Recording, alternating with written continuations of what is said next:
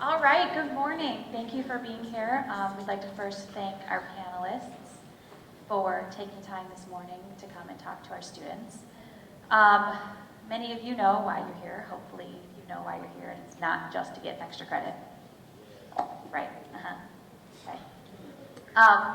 But we're here to talk about American values and our American identity and what it looks like from an outsider's perspective. So our panelists up here are all from different places around the world. We have Mrs. Health at the end, and she is from South Africa. Ms. Green is from France. We have Ms. Rojas, yes, okay, from Mexico, and then Medina is from Germany. And so hopefully you all have your sheets in front of you. You've come prepared with questions to ask our panelists, but what we're going to actually do is start off this morning with having them speak a little bit about where they're from, why they came here, and then anything else that they would like to add before we open it up to your questions, okay? And if you have any questions for me specifically, feel free. Otherwise, I could also do a song and dance because I have a microphone and I don't have to just sing to you awkwardly in classrooms, right? That was funny. Yes, Eric, I see you. But you're eating a bagel? Okay. Thank you, Adam. I appreciate you. They're still asleep. I know, but we gave them bagels. Oh, okay. So food was the incentive, right? Food and extra credit. An extra? Yeah. Oh my goodness. I know. Double whammy. Which is Wow. weird because I don't give extra credit, so this was like a huge day. Huge. I never give extra credit. Okay, who would like to begin this morning? Anyone? Thank you, Ms. Green. So, my name, I don't know if you can hear me good. My name is Natalie Green, and I'm from France. I came here about 18 years ago. The reason why I came here is I met my husband and got married. Not for work or anything like that, just for love.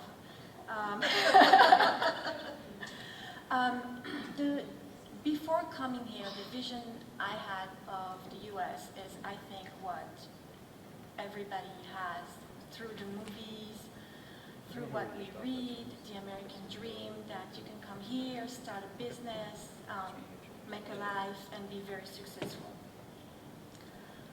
Being here 18 years, the American dream is not as beautiful as it seems. The cultures are different, the way of life is different. I found that here it's more work, less time for the family, less time to do things for yourself. Social level, I don't know, that sounds, but the status you have in society is more important here. There's more groups of people. You categorize people more than we do in Europe.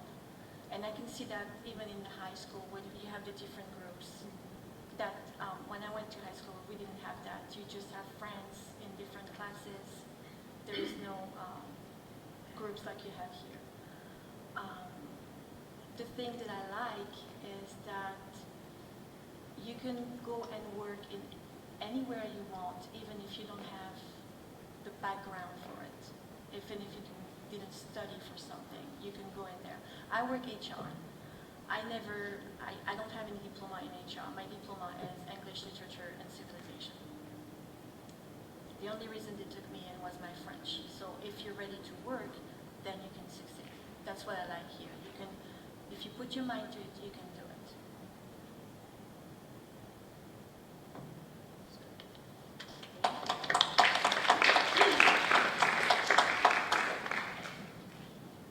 Thank you. Who would like to go next? I'll go next. Okay. Thank you, Ms. Health. My experience has been interesting. I came from South Africa. South Africa is a very rigid society.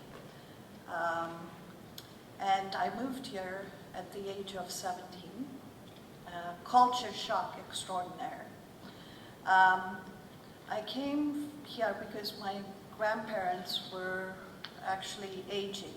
And I'd always visited the US on and off from the age of 3 months old. To live in this culture is so different than to actually visit the culture, but that's with anything. I grew up, I was fortunate enough to have had a chance to travel when I was young. We actually came back here as diplomats. I remember my first day of school was extremely uncomfortable. I was brought up addressing the teacher, you stood up.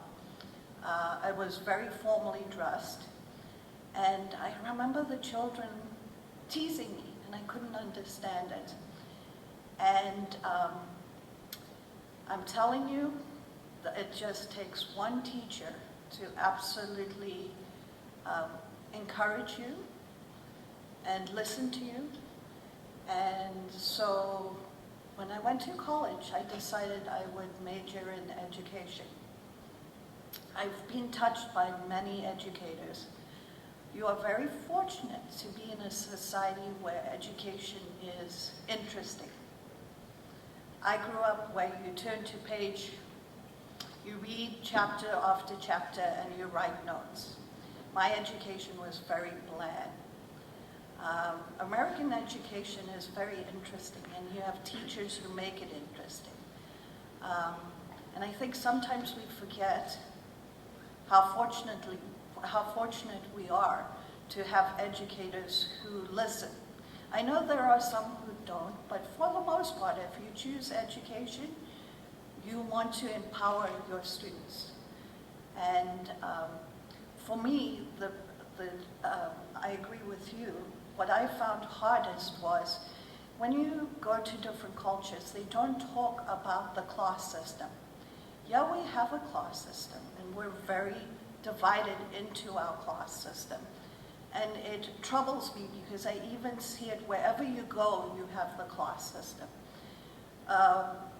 Around the world, they don't talk about the class system. I'm sure you've heard your parents talk about, well, the middle class is disappearing.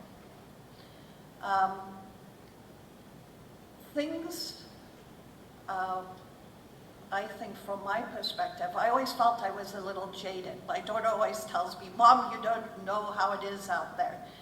Let me be honest with you, I do more than most people because, but I've been empowered by my teachers. So don't give them grief because your teachers here at Lakes work very hard.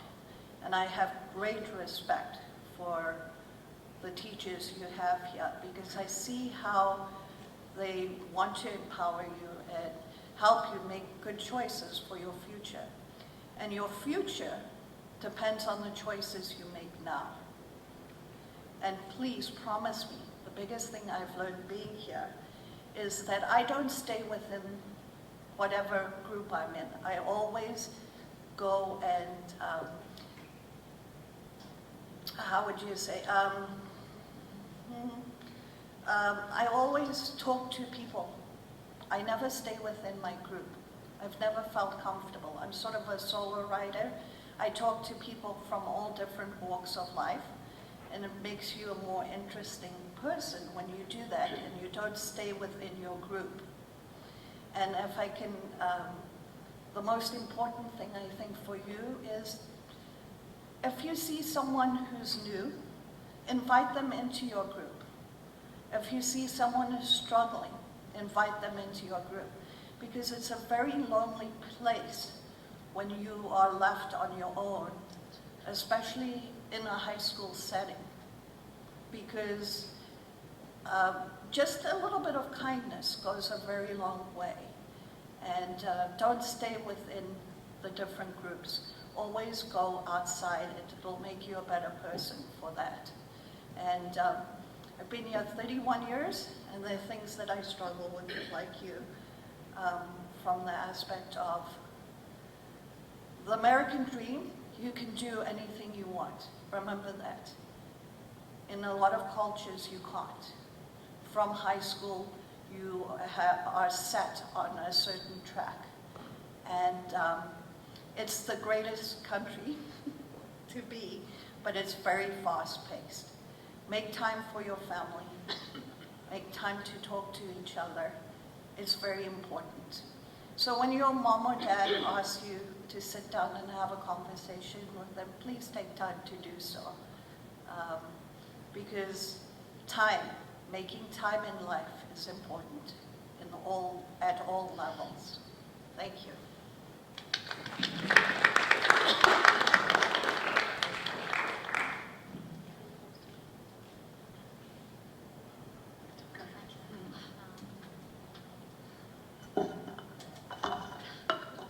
Okay, my name is Marita, and I am from Germany, and I'm here for an exchange year to go to school this whole school year and learn about the American school spirit, which is really different from the one to Germany because you have sports at school, which we don't have.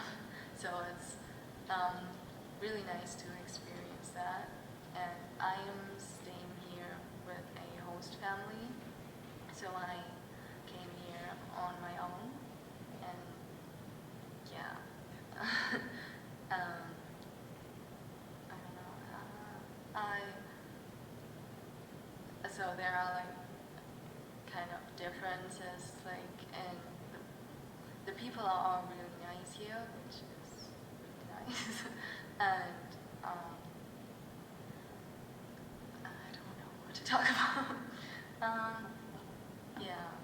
Talk about your schooling and how it's different. Yeah, so as I said, we don't have sports at school, so we go to different sport clubs in Germany, and we have a different kind of school schedule, so we don't have the same classes every day. We have a schedule for 1 week, and our classes are longer, not 50 minutes, but 1.5 hours. So it both has advantages and disadvantages. So I think that, yeah.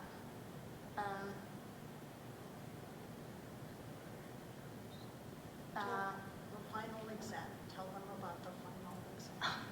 Okay, we don't take SATs or the PSATs, I don't know, because not everyone in Germany goes to college. So you don't really that. This is the thing that it's really different. I feel like everyone here has to go to college, and everyone is looking for which college should I go to.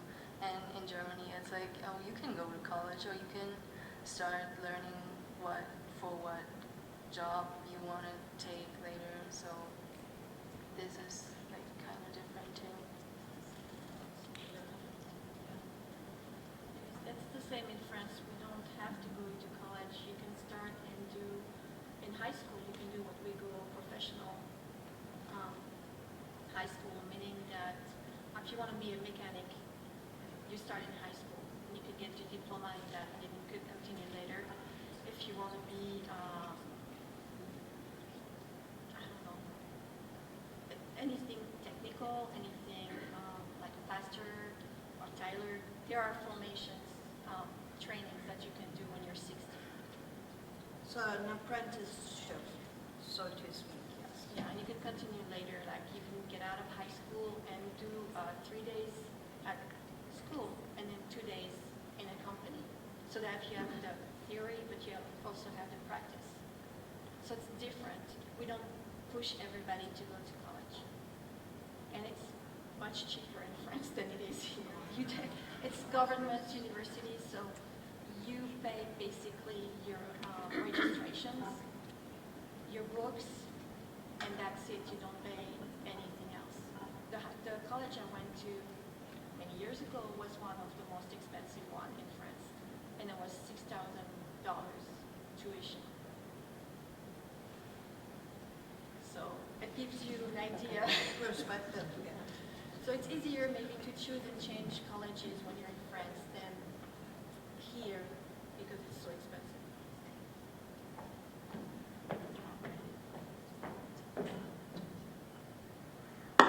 Thank you. Good morning. My name is Maria Rojas, and I'm from Mexico City. I lived there my entire childhood, and I came here 29 years ago. The reason why I came here was because my Aunt Antonia brought me here to help her take care of her children.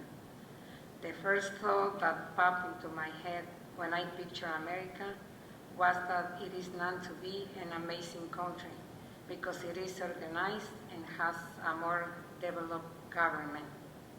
After I'm living in America, I realized that there are more opportunities here than in my country, and people can live wealthier lives. In Mexico, a person can work hours on end, but never have enough money to basic needs. Also, families in my country are somewhat closer together than families over here. Families here are more materialistic compared to over there because they are okay with the little that they have. The number one thing that I believe Americans value is education. There is a lot of help that is given to people as well as opportunities to expand their knowledge.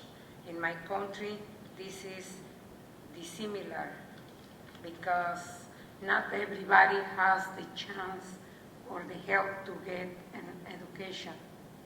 Overall, I love my country. I'm proud of where I came from.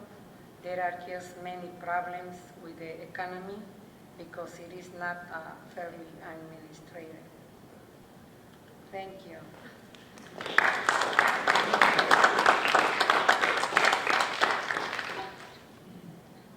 Okay, thank you. All right, now we have time for some questions. You should have about 3 already written down on the sheets in front of you. Does anyone want to begin? Yeah. My question is for Nikita. What was your perspective of the U.S. before you came? So I had some friends that did the exact same thing before me, so I already kind of knew what I was going to do. And it was you see a lot of things about America in the TV and I don't know, and it just sounded kind of cool to learn about the American school spirit because it is different than to the one to Germany, and I also wanted to improve my language skills, so yeah, that was the reason, I guess.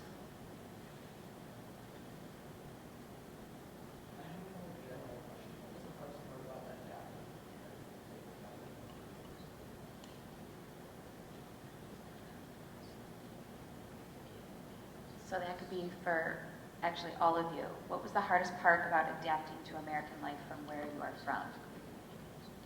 So for me personally, the hardest part was that I didn't know anyone and I didn't know how the people would act, but yeah, that was not too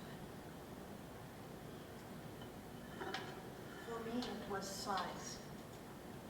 Where we come from, all of us, everything's so much smaller. It's size and loudness. Americans are very loud. But that's not a bad thing. It was initially, but once you assimilate to the culture, you get used to it. I think the first thing for me was I had to take the car to go everywhere. My hometown is a small hometown, so it's 5,000 people living there. So you walk to school, you ride your bike to school, you walk to get your bread, you walk everywhere. When I was a student, same thing. In college, I would walk everywhere. And then here, if I want to go get food, well, no, I have to get my car. If I want to go to the library, I have to get my car. that was the hardest thing for me, and the food. The food was so different. I think the first month I gained like 20, 25 pounds just with the food. It was, because our main meal is the lunch meal, and dinner is just a small meal. And here you do the contrary. You have a small lunch, but dinner is huge. So, and my father-in-law was cooking very good, so yeah, that was the hardest thing. And being away from my family, being the only one here. When I came here 18 years ago, there was no FaceTiming, there was no, the internet wasn't as cool as it is now. Now I can just take a picture, send it to my mom and dad, I can just FaceTime my mom. But 18 years ago, there was, I would send a letter with pictures of the kids, and 3 weeks later, I would get an answer. I couldn't stay too long on the phone because it was expensive to talk on the phone. So it was more the lifestyle that was harder to adapt than really the country itself. I mean, it's more changing my lifestyle completely. An answer for my mom. Her answer was that the hardest thing for her was adapting and growing in a new country without a family. My mom came here on her own with her aunt, and she couldn't see her family whatsoever. They couldn't talk on the phone. My mom was just trying to work, earn some money, and growing up, she came here very, very young, and growing up without the support of her family, without seeing them, and because she's over there used to seeing them every day. We live 1 block away from each other. We walk to each other's houses. But being without them is just extremely hard because you have nobody to rely on. Nobody else has your back. You have to pretty much do it on your own. You become an individual. And that was a really, really hard thing for her to conquer. We were also saying, you are used to you gravitate towards your culture. So when you move here, you tend to find your culture, and you try and sort of get to know the American way through your culture, and surrounding yourself with people that lived a similar lifestyle to the way you lived in your country. And that always helps you assimilate a little easier.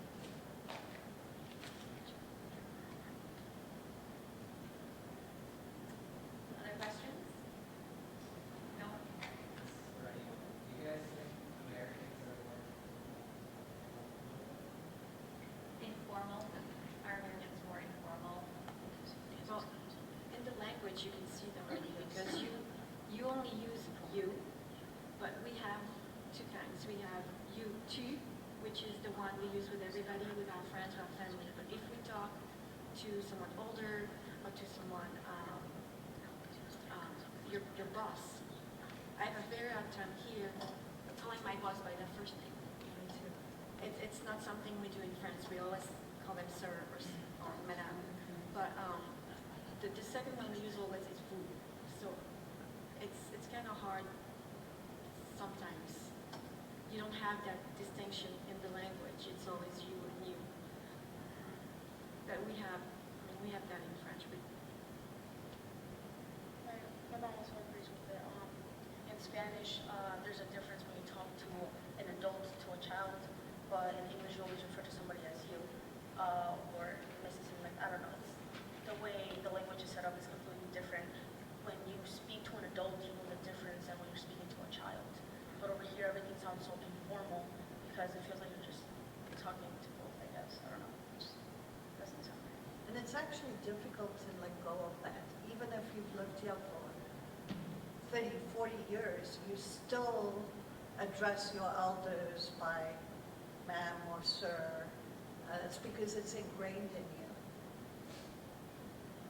Yeah, the same thing in Germany. We also have like 2 words for you if you talk to a more respectful person, like the teacher, or we don't do that to our parents, but like the boss or someone like that. And then,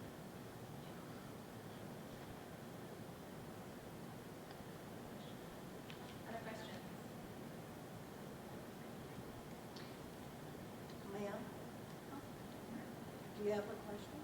Yeah. Go ahead. Do you believe that America is glorified and is not accurate representation of what the nation is? Oh, sorry, one more time, Sasha. Is it glorified? Glorified how so? Within the media? Within, I feel like a general speaking, like the way that people look onto America, is that like an accurate representation? It used to be. It used to be when you traveled the world, we were seen as a first world culture. But when I travel now, the respect that other countries used to have for America, it's not there as much as it used to be. Do you see that? I see that. Yeah, it's changed. I mean, even traveling as an American, I studied abroad in Spain, and my husband's from France. So just the idea of those Americans, or making sure that you are acting respectfully and formally in places that we don't have that formality. That you need to make sure you're being extra conscious of how you're dressed and how you're speaking and how loud you are or how loud you're not. Wearing hats in places, different things that we kind of just do. Other countries don't see that as, or see us as lacking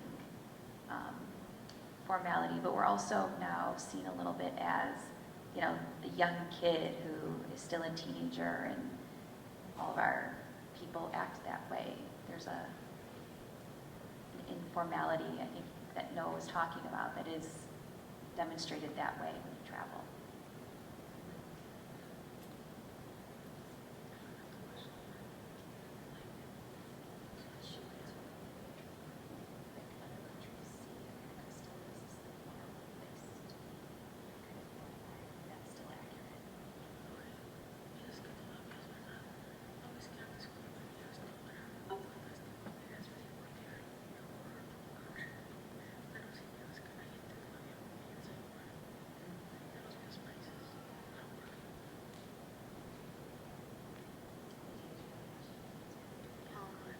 I think like many people like America because we think about these big cities, and you just realize, oh, that looks so nice, and you want to go there, but you don't see it like as like, oh my God, it's the United States.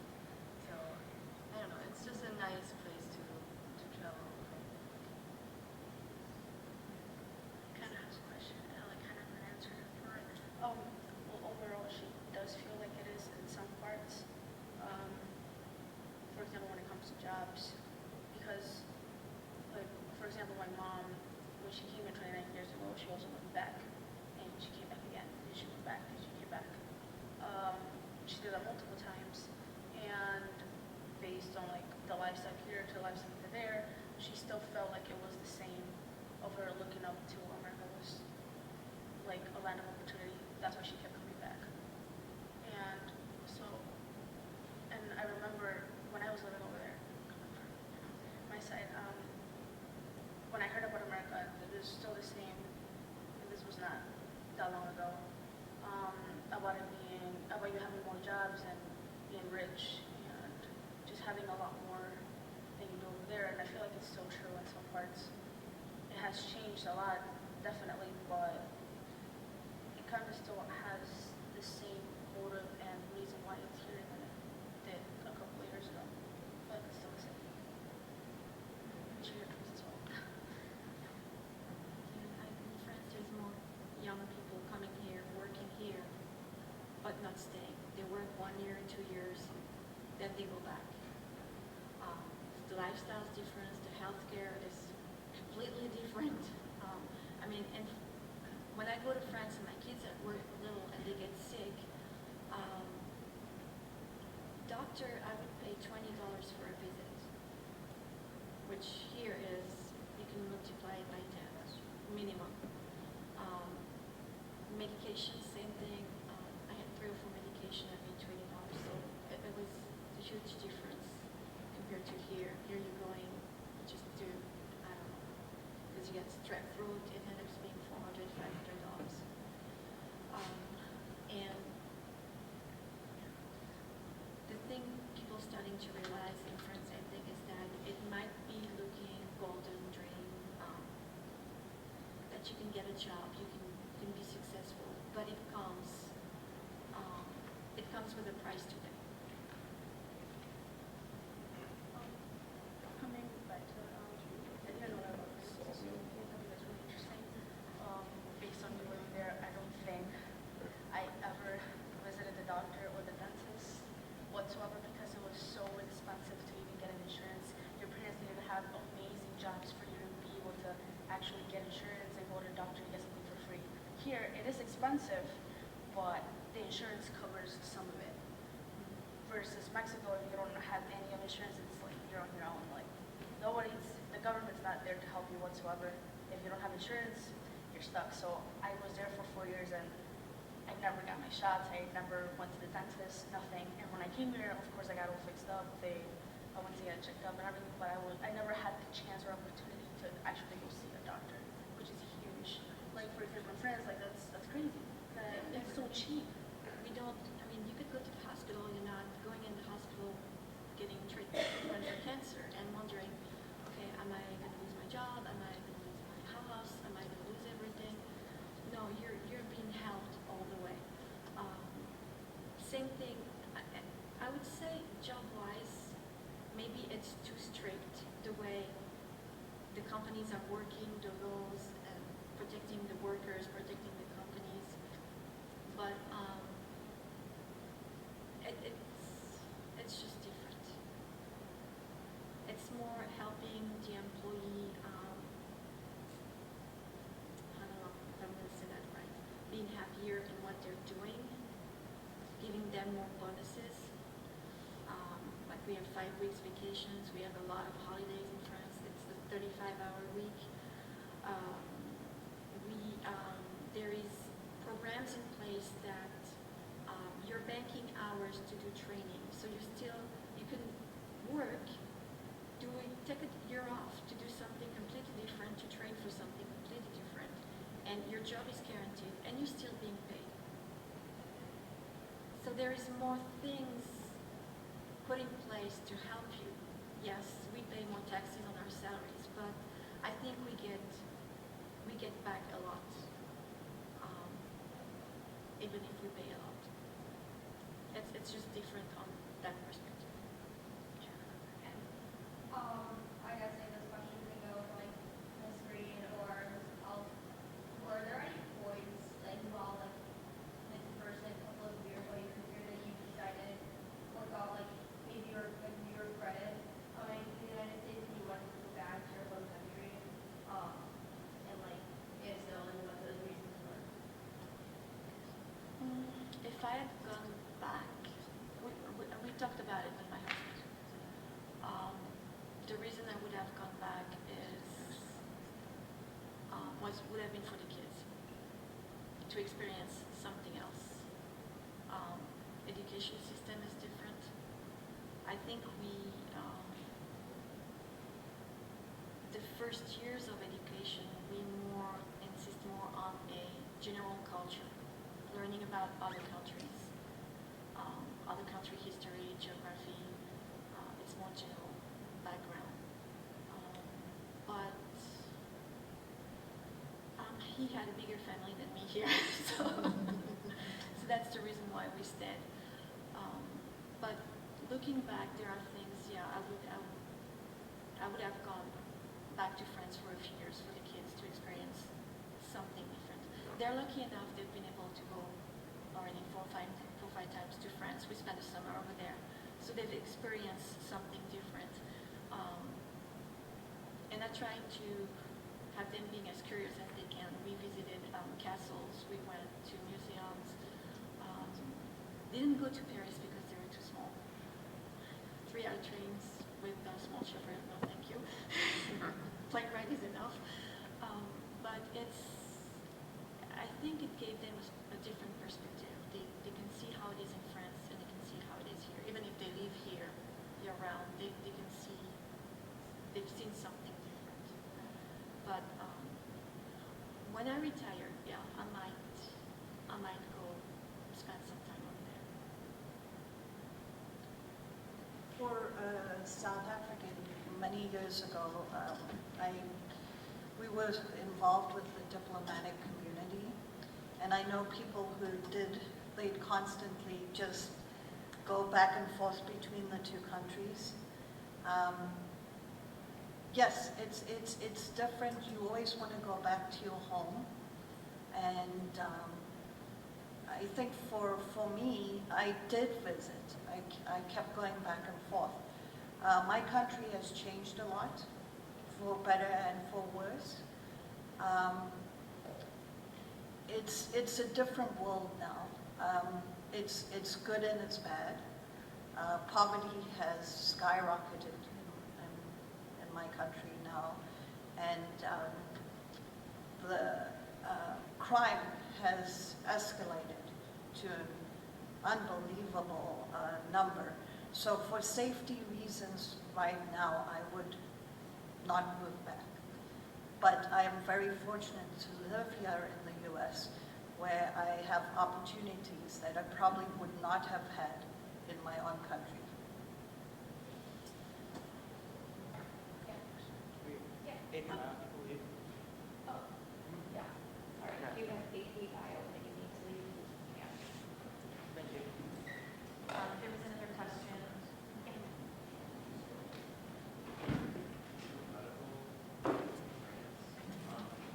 I'm a type 1 diabetic, so I pay a lot of money on insurance for my diabetes once a year. And I was wondering if you had a disease like diabetes, or if you had something that you need medical attention for on a daily,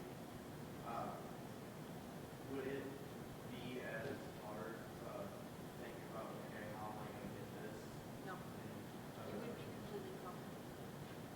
It's something, it's covered, it's completely covered. It's like special education. It's covered from the time they're born, if they have to do physical therapies, speech therapies, everything is covered by the government. The school they're going to, even the after school, everything is handled by the government. The parents get monitoring assistance. If you're sick, for example, if you're sick and you can't cook, you're going to have the equivalent of Meals on Wheels here, and part of it is covered. You can't do your cleaning, or someone's going to come and do it for you, and that is paid for. So you really can concentrate on you getting better, and not worrying about the little things. And it's different. Yes, if you go to the hospital and you're asking for a upscale room, then you're going to pay the extra, but it's not as outrageous as it can be here. I think it's what it shocked people when I went back, and we were talking about when I had my first child. I didn't have insurance. It took me 2 years to pay back, and the doctor and the hospital. And they were shocked that I think I announced Tuesday, and on the Wednesday afternoon I was back home. Because in France, you have the baby, you stay 5 days. In the hospital, if it's a normal birth, if it's a C-section, you stay 10 days. So they were like, oh, can you give us the hospital food? Oh, no, she's home. So that always shocks them. And it's just, if you need to go to the doctor, you're not just looking at your insurance. Okay, is that person in my network? Am I going to be, how much is it going to be? It's just, this is the hardest for me. You have to think twice before going to the doctor or taking my kids to the doctor. Should I wait? Should I take them? In France, I don't have a problem. I just go and that's it. So with all the laws that I believe they talk about like with Medicare and people that like things that are wrong with America, like different than other countries, like why do you think America's been so successful like with our economy? I feel like we are like known for doing good in the world, like can become successful. Like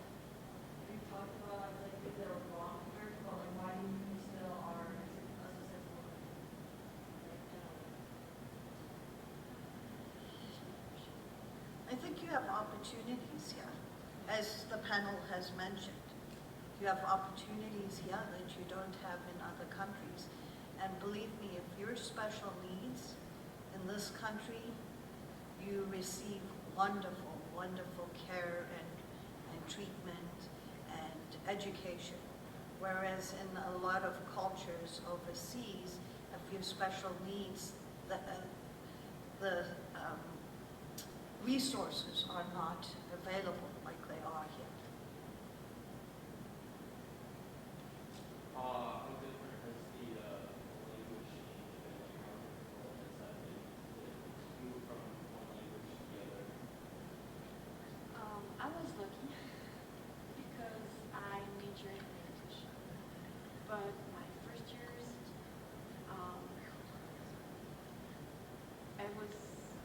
it was hard because we are taught English British, not English American.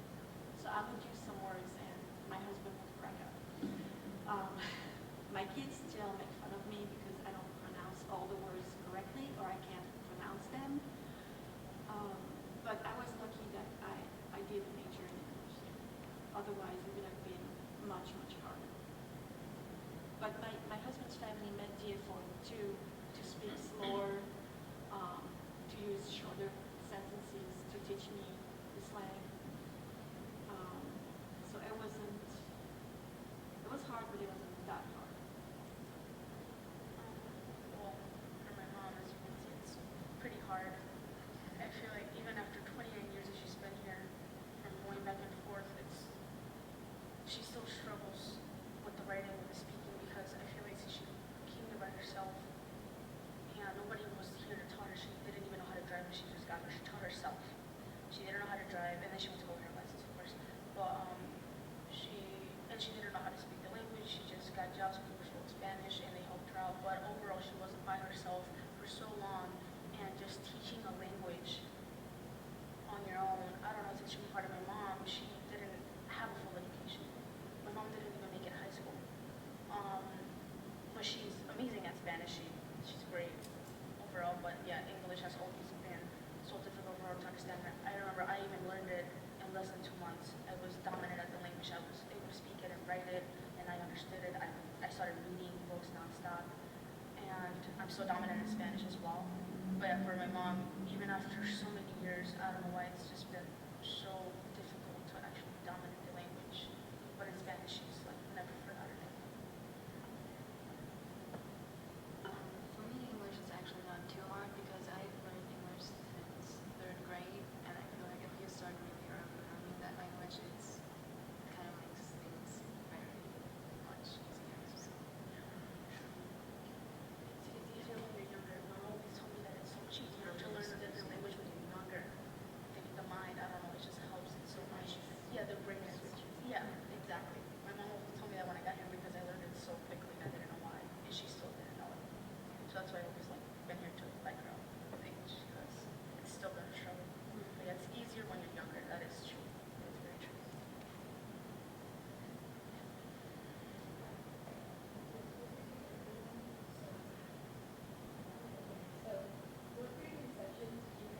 So, what preconceptions did you have for American people, like their values and their personalities before you came here, and did they still hold true for you once you were here? Can you say that again? I'm sorry. Yeah. So, like the preconceptions that you had of the American people, like, okay. So, what preconceptions did you have of the American people, like their values and their personality before you came here? And do you think that these still held true once you actually got to the United States? Okay, so one thing that I noticed was that, like, about the food. So if you talk about America, they talk about fast food and unhealthy food, and that kind of is true. I mean, you have a lot of fast food restaurants, and you go out for dinner at fast food restaurants a lot. So that kind of is like the thing that is true. I know my mom wrote about this, but maybe you didn't heard. I feel like she feels like as well, coming from me as well.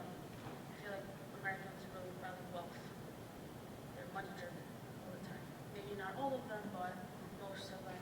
When you first get here, everybody's like money, money, money, and no time for family, no time for culture. Just everything's about just on your own becoming a better person by being wealthier. And I feel like it's so true. My mom feels like it's so true. Sorry. And people, you get here, you're looking for a job. People usually come here always because you have better opportunities with job, like money-wise. You have a better chance to earn more money than in your country, and it's probably still the same. And with American values, I feel like that's the number one thing that people, and like besides that is also education, but I feel like education just leads to wealth. Education is like going to college, getting a good job, getting a good paycheck, having enough money to buy a house, to buy a car of the year, to just be okay with money. I feel like, like even compared to when I was living there, my mom lived there, people are not driven by money. We're okay, we settle down with the little that we have. You don't have a pair of shoes, you deal with it, you're happy. You have your family, so that's really what matters. I feel like even our culture of food, we focus more on the actual culture than just working all the time. Yeah. It's a more materialistic society, and I saw that when we went to France, and my kids wanted everything in the store, and I was with my sister and her kids were just walking around looking at stuff, but not asking for anything. It's very materialistic, and I know we discussed that with my husband, and he's like, well, it'd be better if we had this, this, and this, and I'm like, we can't complain because we have a roof over our heads. We can feed our kids. They're going to school. We can get them what they want in reasonable. But we're probably better off than a lot of people. So we can't really complain. We should be happy with what we have. I mean, I can go to the mall and walk in the mall and come back with nothing. I don't have to buy. And I know if I go with my husband, we're going to get out with something from the mall. So it's the materialistic. We have to have stuff compared to be happy with what you have, make the most of it. I have that conversation with my daughter all the time. We're very fortunate, all of us, to be here and have what we have. But I have to excuse myself. I have to leave right now. And if you have an opportunity during your college years to travel abroad, I would highly encourage you to do an exchange program. It will enrich you as a human being. Thank you very much. So,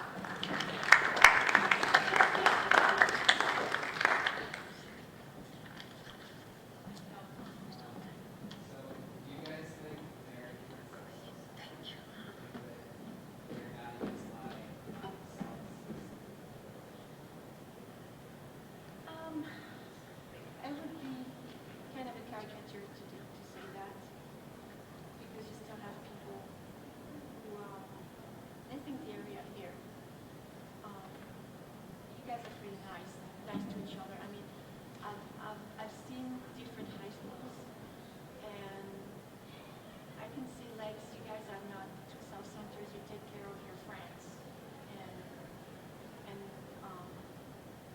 I think it's more the older adults that are more self-centered.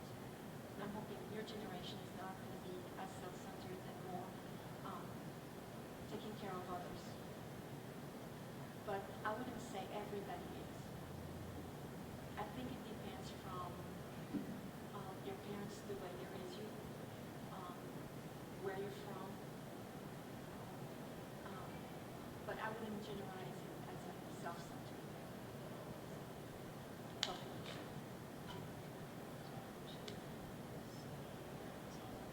Oh, America itself, probably. Can you just repeat the question? Sorry. Americans. That the American people are like really self-centered.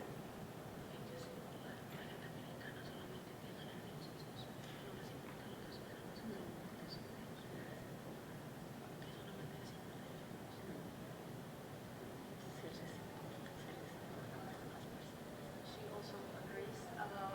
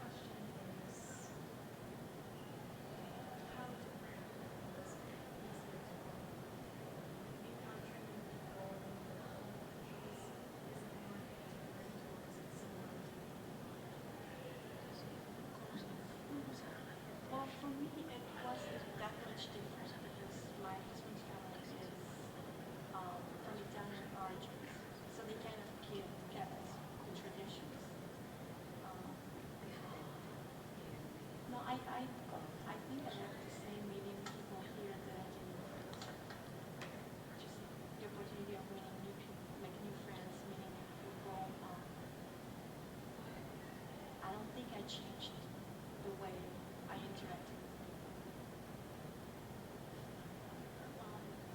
Also, I appreciate that. I feel like overall, like in Mexico, she lived in a very, very extremely small town, very stranded away. Because she was in the city at first, and then she moved to like a little small town called Boteca. And you meeting people here is you see somebody new every day. Every single day you meet somebody new that you absolutely never have seen before in your life. Compared to in our countries where you live in a town for so long, you see those faces every day. You know what they look like, you know their personalities, you know what kind of people they are. But compared over here, you don't know how to act or how to encounter with what you would encounter, with a brand new person that you just met that same day that you're probably not going to see tomorrow, that you never saw the day before. It's because there's just so many people here everywhere. Because it's like over here, like, for example, in the city, you see faces everywhere that you're never going to see again. And then you meet them, you talk to them, it's completely different than actually being close to people in your town that you know since you were kids, that you played since you were kids. It's completely different. I think like meeting new people is like hard everywhere we go, like, but everyone here was really nice, which I really appreciate. So yeah. Okay, I think that is all of our time for today.